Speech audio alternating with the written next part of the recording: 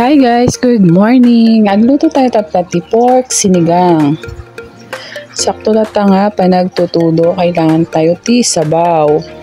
Iluto tayo tatala ito may 1 kilo nga pork kasim. Tapos agikabil tayo ti 5 cups of water. Tapos ikabil tayo ito may isang buong nga bawang and ginger nga na chop. Then 4 na medium size na tomatoes. I-chop tayo tapos hayaan lang natin siyang kumulo hanggang lumambot po ang ating karne. Pag lumambot na po, ilagay na po natin ang medium size na gabi. Pandagdag lapot. Pag medyo malambot na po ang ating karne, ilagay na po natin ang medium size na radish or labanos.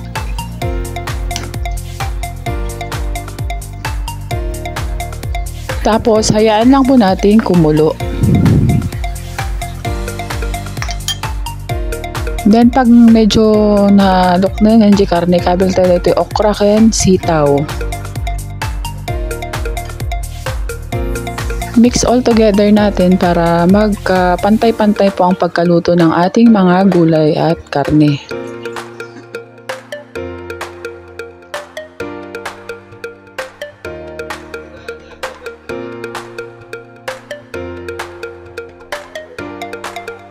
Ilagay na rin po natin ang ating green chili. Ito po ang isang hindi nawawala sa ating sinigang. So ito na po ang ating mga karne at ito ay malambot na.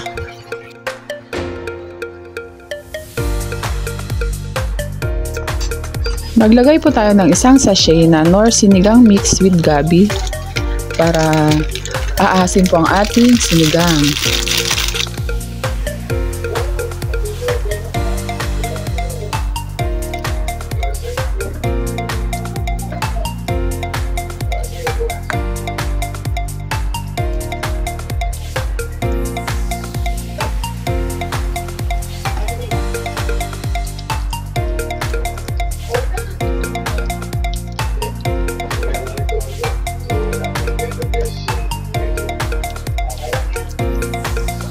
Tapos pag na-mix na po lahat ang ating mga gulay, ihalo na po natin ang panghuli nating gulay na isang bundle na kangkong.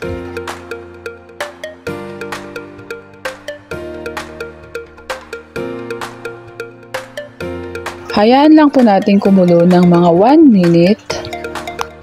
Mag-add na lang po tayo ng asin or fish sauce for additional taste kung kulang po sa panlasa nyo. Then, ready to serve. Thank you for watching. Bye!